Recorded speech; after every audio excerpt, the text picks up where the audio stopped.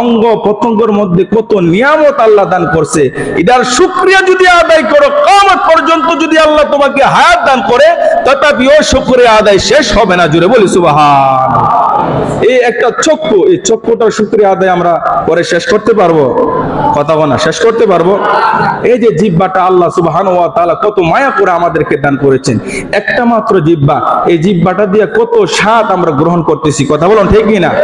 টক লাগাইলে টক লাগে, মিষ্টি লাগাইলে মিষ্টি লাগে, তিতা লাগাইলে তিতা লাগে।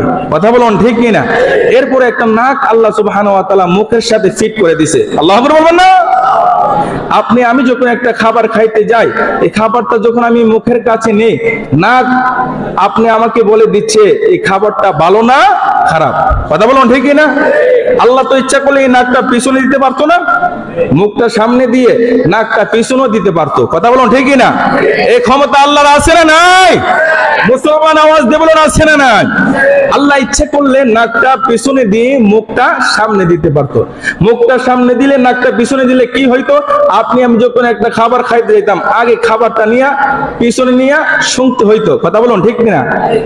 খাবারটা ভালো না খারাপ, গন্ধটা কিরকম, গোস্তের গন্ধ করে না শুক্তির গন্ধ করে, এই খাবারটা হাতে নিয়ে পিছনে নিয়ে সঙ্গে তারপরে খাবার খাইতে হইতো। আল্লাহ এত মায়া কইরা এই জবানের পাশাপাশি নাকটা ফিট করে দিছে।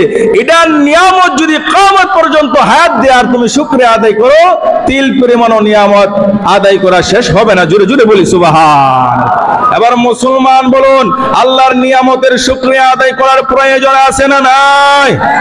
জবান খুলে বলুন আছে না নাই? এই আল্লাহ যে আমাদেরকে বাক শক্তি দান করছে, এমন লোক আছে জিহ্বা আছে, ঠোঁট আছে, সবকিছু অলরাউন্ডার ফিট আছে, কিন্তু বাক শক্তি নাই, ইচ্ছা করলে কথা বলতে পারে না। কথা বলুন ঠিক না? বোবা আছে না?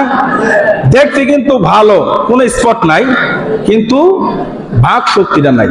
আল্লাহ যে মায়া কইরা কথা বলার শক্তিটা আমাদেরকে দান করেছে, এটার শুকরিয়া যদি মরণের আগ পর্যন্ত আদায় করি, শুকরিয়া আদায় করা শেষ করতে পারবো? এজন্য আল্লাহর নিয়ামতের শুকরিয়া আদায় করতে হবে।